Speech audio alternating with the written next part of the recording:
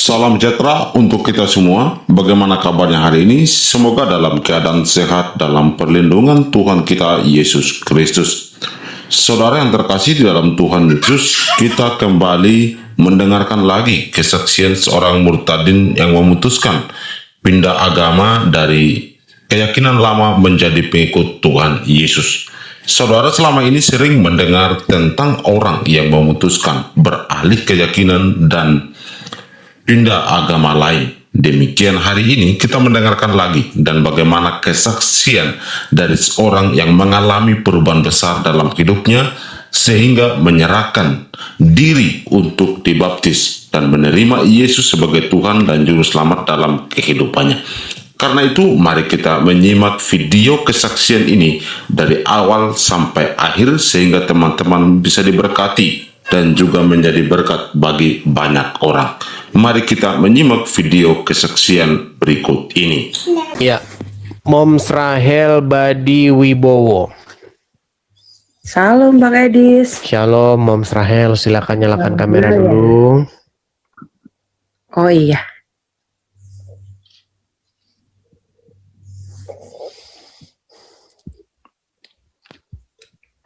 Ya, Moms Rahel, saya mau tanya dulu nih, Islam atau Kristen? Dulu saya seorang Muslim. Dulu seorang Muslim. Maksudnya lahirnya sudah dari kedua orang tua Muslim atau bagaimana? Iya. Selama Saya berapa tahun? keduanya Muslim, orang tua pemimpin agama, punya pesantren. Oke. Berapa tahun Anda menjadi seorang Muslimah? Cukup lama saya mengenal Tuhan. Bukan, berapa tahun Anda menjadi seorang Muslimah itu? Saya dari kecil Bang Edis, dari lahir. Iya, sampai umur berapa tahun? Sekitar umur 30 tahun, 35 tahun lah. Sampai 35 tahun. Oke, begini, Moms Rahel. Karena kita ini di sini tidak boleh asal-asal pengakuan ya. Kalau Anda pernah menjadi seorang muslimah, Anda sholat ya dulu ya? Iya. Oke, coba gimana dulu waktu Anda sholat? Ini bukan mau menyuruh membalikkan Anda kembali menjadi muslimah, tapi untuk membuktikan bahwa Anda memang pernah menjadi seorang muslimah pada waktu itu. Gimana? Apa yang Bang Edis mau saya baca gitu lah. Contoh misalnya surat apa, niat sholat atau apapun, atau doa makan, apapun lah yang mengingatkan, membuktikan bahwa Anda pernah menjadi seorang muslimah. Saya seorang kiroat, pembaca Al-Quran seperti perlombaan gitu. Coba, Jadi, kami mau dengar. Coba. Saya fasih dalam berbahasa Arab. Coba. A'udzubillahi minasyaitonirrajim. Bismillahirrahmanirrahim. Alif lam mim. Dzalikal kitabu la raiba fihi hudal lil muttaqin. Dan seterusnya. Dan seterusnya. Oke. Atau satu lagi coba. Doa makan kah atau apa coba? Atau niat sholat coba. Allahumma barik lana fima razaqtana wa qina adzabannar. Oke, sah ini ya muslimah. Udah, sah, udah cukup. Cukup, sah. Dah, sah itu, udah yakin kami. Oke. Lalu singkat cerita, akhirnya Anda meninggalkan agama Islam. Wah, prosesnya benar-benar luar biasa Bang Edis. Coba, saya bolehlah cerita-ceritalah sama kami. Silakan. Seorang pemuka, kalau saya bilang dia ada di pihak kita gitu loh. Di Muslim, dia memimpin agama seorang Muslim. Terus saya pahamin kok keluarganya nggak ada yang Muslim gitu. Dia tuh bener-bener yang sampai bendung laut gitu kan. Itu almarhum suami saya. Karena dia dicintai oleh orang Muslim banyak banget. Tapi dia nggak pernah sholat gitu loh. Jadi suatu ketika saya main ke rumah dia, itu saya lihat buku. Di buku itu ada Kidung Jamaat kalau nggak salah. Saya baca. Loh, ini saya bilang, saya manggilnya waktu itu karena dia orang Batak, saya Tompul kan. Saya bilang, Opung ini apa ya? Saya bilang, karena dia dihormatin orang, saya panggil lah dia Opung.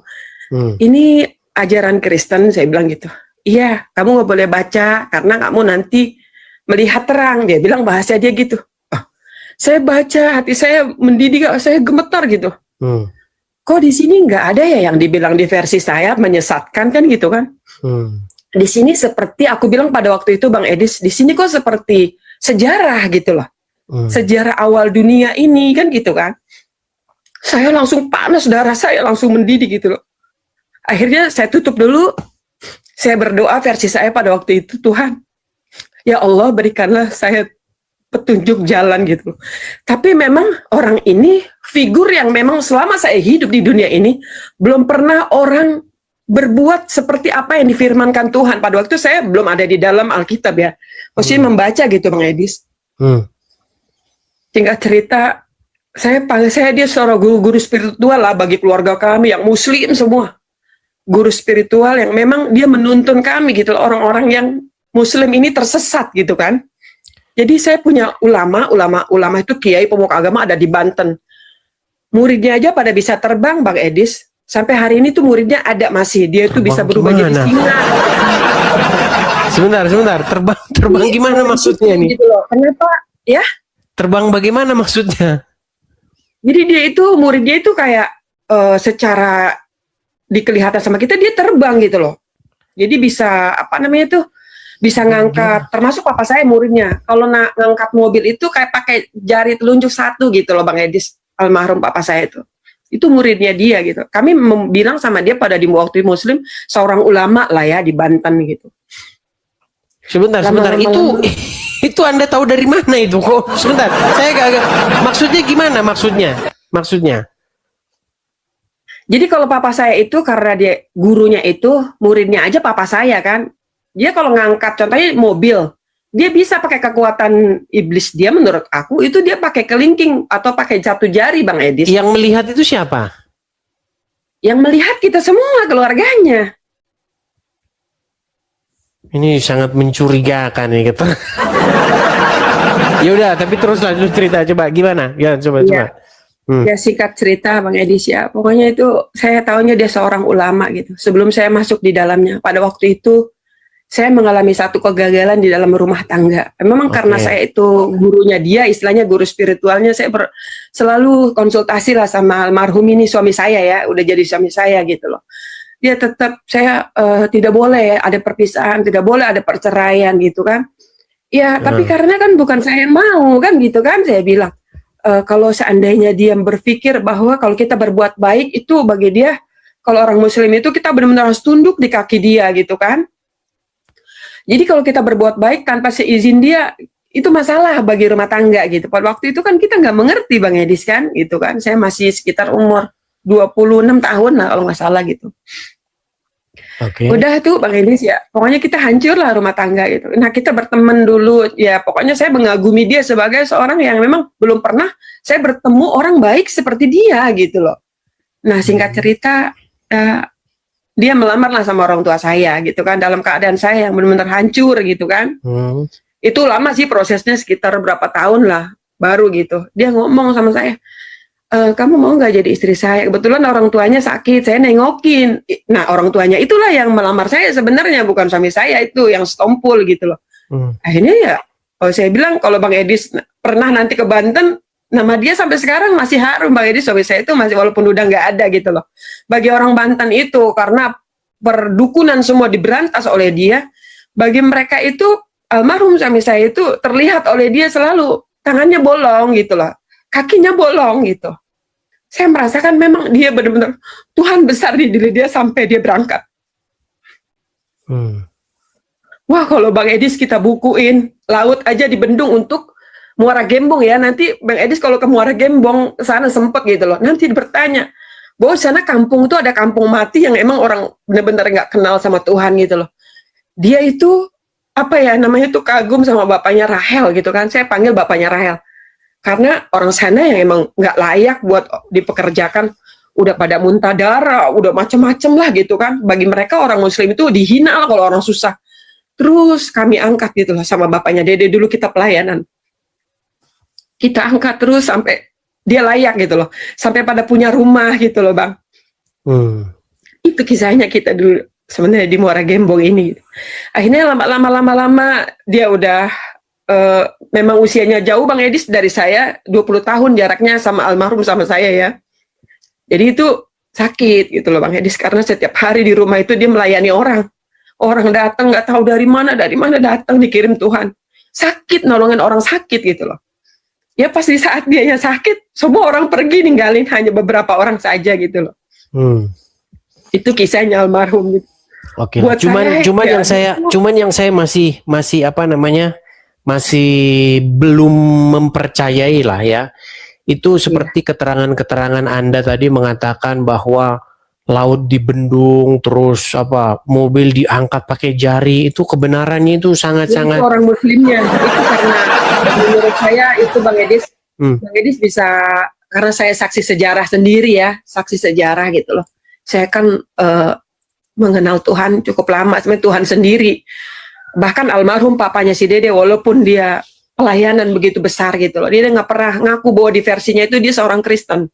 Tapi saya tahu di dalamnya dia, Tuhan Yesus itu besar di diri dia Bang, gitu loh, lemah lembut gitu. Jadi tapi begini ya, mengenai hal-hal yang magic atau apa, seumur hidup saya, jadi gini, seumur hidup saya melihat atraksi magic seperti itu waktu zaman saya masih kecil. Pada waktu itu teman saya itu, bukan teman saya, di atas saya sih, kakak kelas saya, dia sunatan.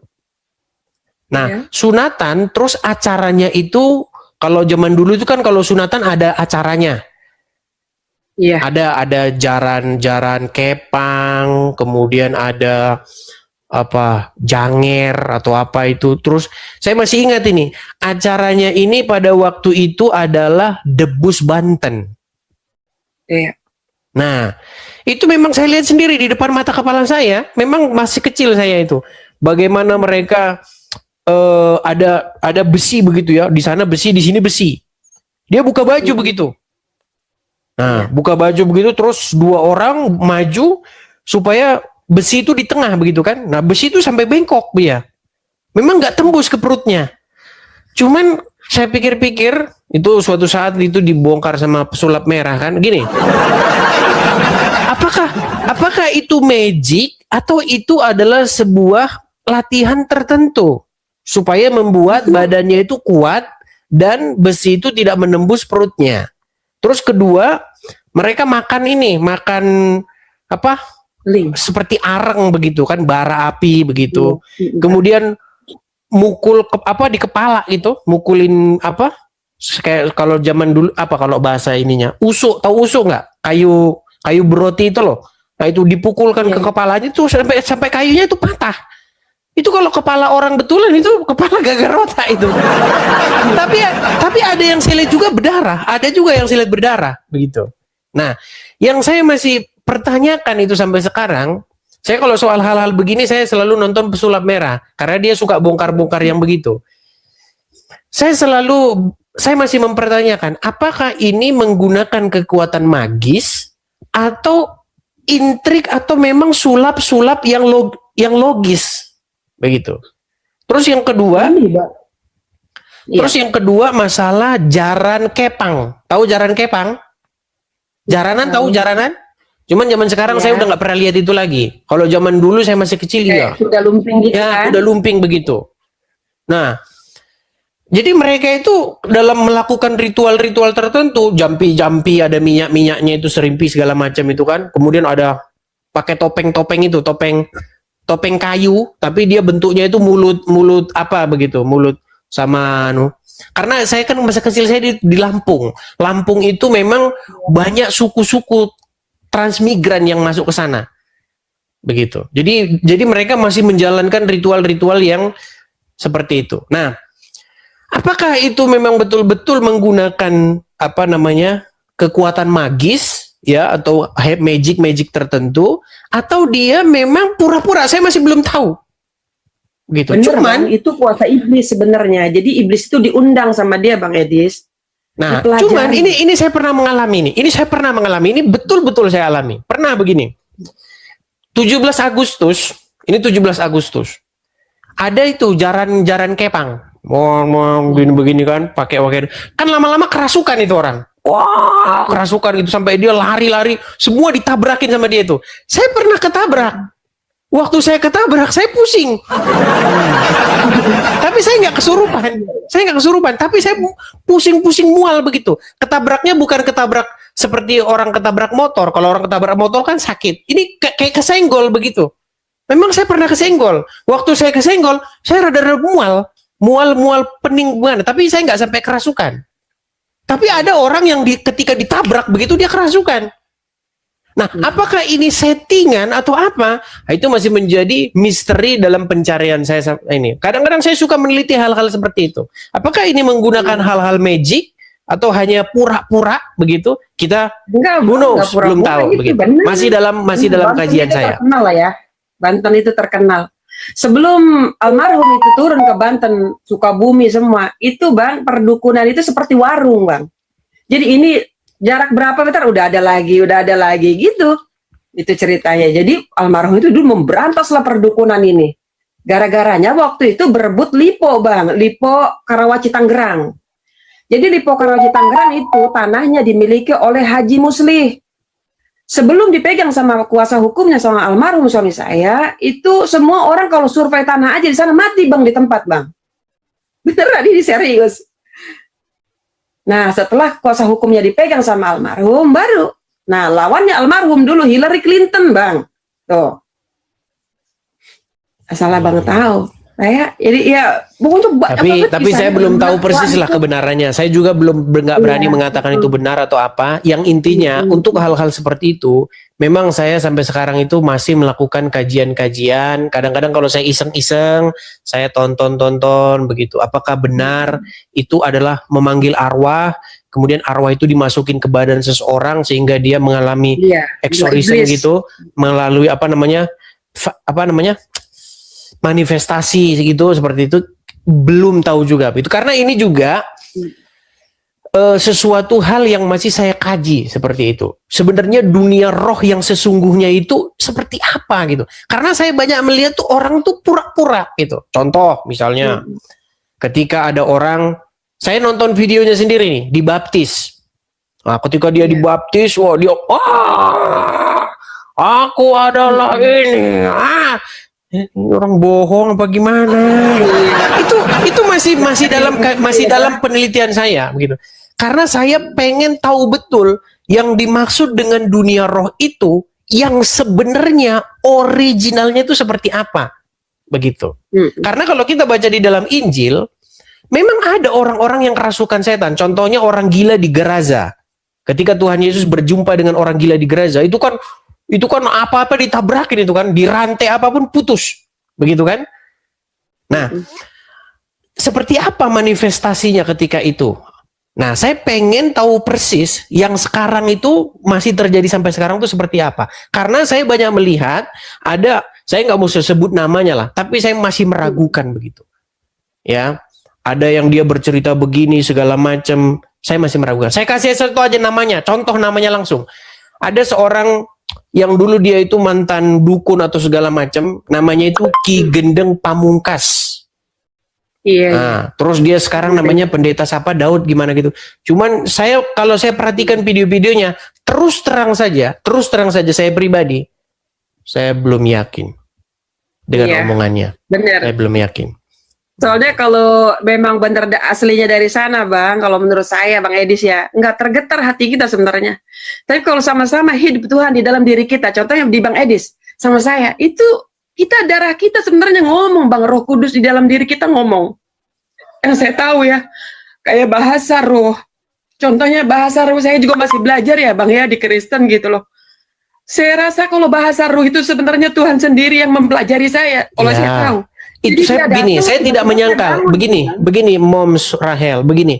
Saya itu tidak pernah menyangkal dunia roh, dunia seperti itu, karena Alkitab kita bercerita tentang itu, begitu loh. Cuman yang betul-betul yang real, yang bukan mengada-ngada, yang bukan settingan, itu yang seperti apa? Itu yang saya cari sampai sekarang, begitu. Iya benar. Kalau orang betul-betul dia kerasukan, biasanya dia itu akan membawa pesan-pesan. Ada yang cerita sama saya, tapi saya nggak lihat langsung. Jadi ada seseorang. Nah, seseorang ini dirasukin setan. Nah, waktu dia dirasukin setan, itu suaranya itu ganti. Suaranya berubah. Persis seperti setan yang rasukin itu. Nah, cuman saya belum pernah lihat langsung, tapi dia ceritanya begitu. Jadi ada seseorang namanya perempuan ya, seorang ini perempuan, dia kerasukan. Waktu dia kerasukan itu, kerasukan contohnya, kerasukan kalau orang Batak itu namburunya misalnya begitu. Nah, suaranya itu berubah jadi suaranya sang arwah itu. Dia kalau ngomong sehari-hari nggak begitu suaranya. Nah, cuman saya belum lihat langsung gitu. Cuman ceritanya begitu. Nah, apakah itu yang dimaksud dengan kerasukan atau seperti apa? Nah, itu masih dalam pengkajian saya. Pembelajaran ya Bang, kita terus masih dalam kajian saya seperti itu. Nah, benar Bang Edis. Ya kalau saya sih ajaib Tuhan itu sama saya Bang. Istilahnya menemui saya gitu ya. Dari yang memang saya cuman bilang gini sama almarhum dulu, saya sakit tuh Bang ceritanya. Saya bilang gini, udah jadi suami sih ya. Terus saya bilang, "Pah, coba dong saya mau beliin Alkitab." Saya bilang gitu sama dia. Terus dia bilang apa? "Jangan Mi, nanti kamu," katanya, "kalau kamu mengatakan kebenaran, dunia ini akan musuhin kamu. Semuanya kamu akan ditinggalkan orang tua kamu, saudara kamu, semua yang ada di firman itu." Itu sudah terjadi sama saya Bang. Sudah terjadi. Akhirnya pas giliran papanya Dede nggak ada tuh, berangkat ya Bang. Semua keluarga bersatu gitu loh untuk supaya saya kembali ke keyakinan yang lama gitu. Saya jawab gini Bang. Saya bertemu Tuhan, saya di jalan yang terang bukan karena suami saya. Tapi saya melihat figur Tuhan Yesus ada di dalam diri dia. Dialah yang menjalankan firman Tuhan. Saya bilang gitu. Orang yang benar-benar pakai tubuhnya itu, firman Tuhan itu benar-benar melekat di dalam tubuh dia, saya bilang. Jadi Tuhan Yesus sendiri yang menemui saya. Dia datang kepada saya pada waktu itu, ceritanya Bang saya sakit. Entah saya sakitnya itu apa, saya nggak ngerti. Cuman saya untuk ke kamar mandi aja, saya merangkak Bang. Dia panggil Tuhan Yesus tolong saya. Terus saya nggak berhenti antara tidur dan enggak. Turunlah Tuhan Yesus dari foto ini Bang. Turun dia langsung menemui saya. Dia bilang apa sama saya? "Bangun kamu." Saya udah di kubangan Bang, kubangan kuburan. Saya pegangan tiang-tiangnya aja udah nggak bisa Bang. Terus dia pakai kain apa Bang, saya nggak ngerti. Pokoknya dia pakai gitu. Dia ulurkan tangannya, "Kamu bangun." Dia bilang, pegang tangan saya bangun Bang, jalan. Itu pertama kali saya berjumpa dengan Tuhan. Terus keduanya Bang, saya berjumpa kembali waktu itu kalau nggak salah ulang tahun saya. Waktu itu juga saya dalam penderitaan karena papanya Dede kan udah berangkat kan. Saya ada pergumulan yang memang kayaknya sedih banget gitu loh. Kayaknya saya nggak mampu untuk bisa ngelewatin perasaan saya gitu kan. Akhirnya Tuhan Yesus datang ke saya. Sama keluar dari sini, antara tidur dan enggak Bang. Terus dia ngomong sama saya, "Kita ada di atas langit Bang Edis." Dia pangku, saya ada di paha kanan Tuhan Yesus sendiri. Pipinya dia sama pipi saya Bang sebelah kanan itu bersatu. Orang banyak banget manggilin dia Bang. Dia bilang gini, "Tuh, Tuhan gitu Bang di langit." Kayak terbang-terbang gitu. "Tuhan," dia bilang, dia manggil saya. Dia bilang, Tuhan Yesus bilang ke saya, "Lihatlah itu manusia itu banyak memanggil saya. Tapi," kata dia, telinganya gini, "saya tidak mendengar dia. Doa kamulah yang saya dengar." Itu Tuhan Yesus ngomong sama saya Bang. Terakhir ketemu ketiga kalinya saya peluk. Saya ada di belakang pinggang dia Bang. Nah, yang pas aku di atas langit itu Bang, saya di paha kanannya, di kaki kiri ada 2 orang. Dan itu orang Muslim, dia setia banget sampai hari ini Bang. Apapun, walaupun dia sudah jelas bahwa saya ini kayak gini, dia nggak pernah meninggalkan saya sampai hari ini gitu loh. Banyak juga penderitaan dia gitu loh. Jadi dia ada di kaki Tuhan berdua itu. Namanya itu Pak Nakrim dan Pak Yusuf gitu loh. Dia orang PSI, partai PSI. Terus dia bilang, "Kalau memang ibu ini yang dijawab doanya, saya ikut ibu ini." Dia bilang, Tuhan ngomong gitu Bang. Tapi itulah yang hidup sebenarnya sampai hari ini. Jadi itulah yang, apa yang dia katakan itu semuanya nyata gitu loh, terbukti. Itu Tuhan Yesus. Baiklah. Jadi aku tuh Bang, kalau ngomongin Tuhan ya bagaimana menuntun saya sampai hari ini, air mata saya nggak pernah berhenti. Karena Tuhan benar-benar ajaib gitu. Tuhan itu benar-benar mengasihi saya. Sampai hari ini dia menopang saya gitu loh Bang. Dengan segala kekurangan saya, dengan segala kebodohan saya mungkin gitu loh. Kalau Bang Edi sih saya salut. Bang Edi sekolah ya kan. Enggak, saya bilang saya sekolah.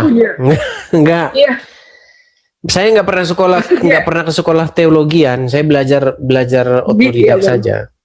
Cuman pengalaman saya itu menuntun saya memang mencari hal-hal yang betul-betul orisinil begitu loh. Karena saya memang mendapati ada terlalu banyak versi dan saya dapati juga hal-hal yang memang dikarang-karang seperti itu. Itulah yang membuat saya sekarang itu berpikir memang betul-betul saya pegang ujilah segala roh begitu. Jadi kalau ada cerita-cerita tentang penglihatan seperti itu memang saya harus mengkajinya secara detail seperti itu. Jadi kita tuh sebenarnya hidup Bang, kalau saya sendiri versinya gitu. Saya nggak pernah kalau kita bilang tetap yang kita pegang itu Tuhan sendiri gitu loh. Jadi kalau umpamanya ada orang sering kan kita bertemu sama teman, bahwa dia itu begini-gini, bahwa apa gitu. Saya bilang selalu gini, saya nggak tolak dia. Saya selalu bilang gini, Tuhan yang akan berbicara sama saya, Bapak yang akan ngomong sama saya. Saya nggak perlu bahwa ini salah, firman itu di sini tertulis salah gitu loh. Bahwa ini sudah diubah, tidak. Dia sampai hari ini menuntun saya. Saya mendengar suaranya Bang. Saya menjumpai dia. Jadi saya tidak mau terpengaruh oleh siapapun. Tapi bagi saya kalau memang besar Tuhan di dalam diri Bang Edis contohnya, itu ada getar saya itu terasa gitu loh dalam tubuh saya gitu loh. Mungkin Bang Edis juga sama gitu kan. Jadi saya tuh mungkin mata saya mungkin bisa buta lah ya, nggak melihat. Tapi hati saya bersama Tuhan, saya melihat satu persatu manusia di muka bumi ini gitu loh. Itu Tuhan berikan sama saya Bang, hikmat itu. Akhirnya saya berpikir, padahal saya sebenarnya secara bagaimana saya dulu gitu kan, saya nggak, kalau orang Jawa bilang nggak seumpama mungkin ya Bang, nggak sepadan lah gitu. Siapa saya gitu. Tapi karena begitu Tuhan mengasihi saya juga mengasihi Tuhan dengan segala kekurangan saya. Tapi itu kejadiannya sudah berapa tahun yang silam itu, Bu? Kejadian apa Bang? Kejadian Anda berpindah dari akhirnya Anda sampai meninggalkan Islam dan menjadi Kristen itu? Ada sekitar 20 tahun. Udah 20 Tapi tahun. saya masuk gereja, pokoknya yang ke gereja gitu ya Bang. Tapi kita pelayanan aja gitu, melayani orang Muslim. Tapi kalau ke gerejanya sendiri setelah papahnya Dede dibaptisnya 4 tahun yang lalu Bang. Jadi dia udah kritis Bang, udah mau berangkat gitu, dia ngomong, kamu berangkat di sana, dia bilang gitu kan. Nah, kemana? Saya bilang kebetulan ada sering mengunjungi kita Pendeta Markus Pardede, dia punya gembala di GPDI Babelan Bang. Akhirnya dia nyuruh saya ke sana Bang, itu sama adik saya, adik Anggi bapaknya si Rahel ini, Stompul gitu loh. Jadi saya ke sana gitu loh. Akhirnya ya saya dibaptis gitu loh. Nama saya itu Esther Bang, dinamain sama Pendeta Markus Pardede. Nama baptis itu ya? Iya. Iya. Baiklah. Oke lah, maju terus lah. Moms Rahel, maju terus pelayanannya ya. Juga buat Bang Edis, tetap rendah hati, tetap libatkan Tuhan di dalam setiap langkah kita. Tuhan memberkati Bang Edis beserta pelayanannya. Sama-sama. Pokoknya anak muda kayak Bang Edis tuh yang membuka mata hati manusia ini, menuntun dari gelap ke tempat yang terang, itu jarang sebenarnya Bang. Tapi saya dukung Bang Edis, tetap rendah hati, itu aja. Ya. Oke, makasih banyak Moms Rahel. Baik. Tuhan Yesus memberkati. Salam. Sehat selalu, salam buat keluarga. Ya, makasih ya, saya turunkan. Ya, sama-sama Bang Edis. Ya, sama-sama. Ya, itulah teman-teman ya. Tapi teman-teman memang kita tetap harus meneliti ya, jangan misalnya kita langsung mempercayai bulat-bulat. Kita harus betul-betul meneliti. Saya begini teman-teman ya, saya tidak menyangkal sama sekali dengan dunia roh, dunia magis seperti itu, karena memang itu yang ada tertulis dalam Alkitab seperti itu. Cuman kita betul-betul harus meneliti yang orisinilnya seperti itu. Karena kita tidak mengingkari ya bahwa ada banyak sekarang itu hal-hal yang seperti itu yang seperti yang saya ceritakan tadi ya. Teman-teman bisa nonton. Pokoknya tonton saja video ulangnya di sini ya teman-teman, ya kan kita rekam. Seperti itu. Baik, kita lanjutkan. Yang berikutnya ada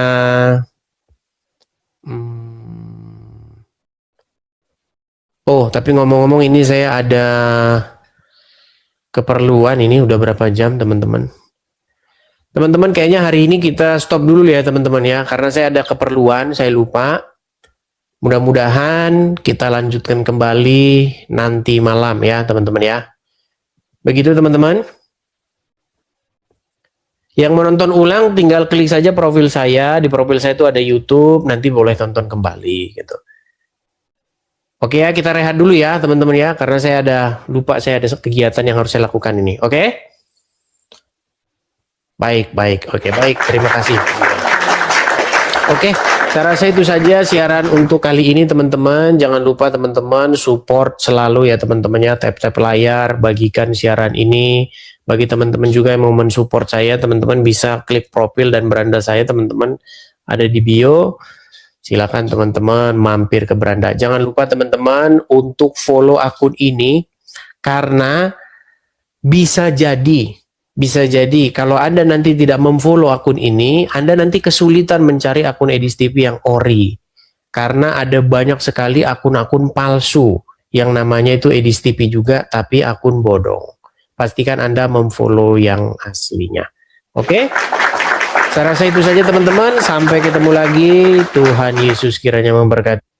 Puji nama Tuhan, kita sudah mendengarkan kesaksian yang begitu luar biasa hari ini.